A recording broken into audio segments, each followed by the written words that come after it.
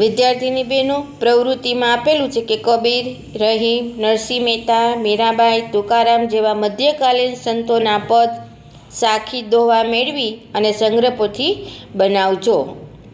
આટલું જાણો મધ્યકાલીન સંતોના સમયકાળ. ગુરુ નાનકનો જન્મ ઈસવીસન 1469, મૃત્યુ એનું ઈસવીસન 1539. તુલસીદાસ જન્મ છે એનો ઈસવીસન 1532માં એનો જન્મ થયો છે અને મૃત્યુ છે એનું ઈસવીસન 1623. મીરાબાઈનો જન્મ ઈસવીસન 1498 ને મૃત્યુ છે એનું ઈસવીસન 1546. સૂરદાસનો જન્મ ઈસવીસન 1483, મૃત્યુ છે ઈસવીસન 1563. સંત રૈદાસનો જન્મ ઈસવીસન 1450 અને મૃત્યુ છે ઈસવીસન 1520. જ્ઞાનેશ્વરનો જન્મ ઈસવીસન 1276, મૃત્યુ છે ઈસવીસન 1296. નામદેવનો જન્મ ઈસવીસન 1270 અને મૃત્યુ છે ઈસવીસન 1350. એકનાથનો જન્મ ઈસવીસન 1533 અને મૃત્યુ છે ઈસવીસન 1599. તુકારામનો જન્મ ઈસવીસન 1608 અને મૃત્યુ છે ઈસવીસન 1650. હવે આપણે સૂફી આંદોલન વિશે સમજશું.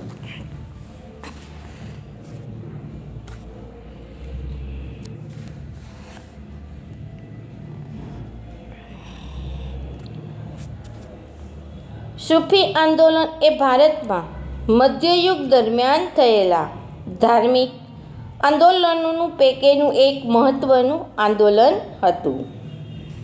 સૂફી આંદોલન એ ભારતનું ધાર્મિક અને સામાજિક આંદોલન હતું. તેણે દેશમાં હિન્દુ મુસ્લિમ સાંસ્કૃતિક સમન્વયને જન્મ આપ્યો હતો. સૂફી શબ્દ ઇસ્લામના ધાર્મિક વિચારો દર્શાવે છે. તેનો મુખ્ય મત ઈશ્વર અને માનવી વચ્ચે પ્રેમનો સંબંધ સ્થાપિત કરવાનો છે. ભારતમાં સૂફી મત ફેલાવનાર મુખ્ય 4 પરંપરાઓ હતી. એક હતી ચિશ્તી, બીજી સુરાવર્દી, ત્રીજી કાદરી અને ચોથી છે નક્શબંધી. સૂફી આંદોલનમાં ચિશ્તી અને સુરાવર્દી પરંપરા ખૂબ જ લોકપ્રિય બની હતી. બગદાદના શિહાબુદ્દીન સુરાવર્દીએ સુરાવર્દી પરંપરાની સ્થાપના કરી હતી. મોઇનુદ્દીન ચિશ્તીએ અજમેરમાં ચિશ્તી પરંપરાની સ્થાપના કરી હતી, જે કોમી એકતાનું એક ઉમદા દ્રષ્ટાંત છે. મોઇનુદ્દીન ચિશ્તીના અવસાન પછી તેઓ મહાન સૂફી સંત તરીકે ખૂબ જ પ્રખ્યાત થયા હતા.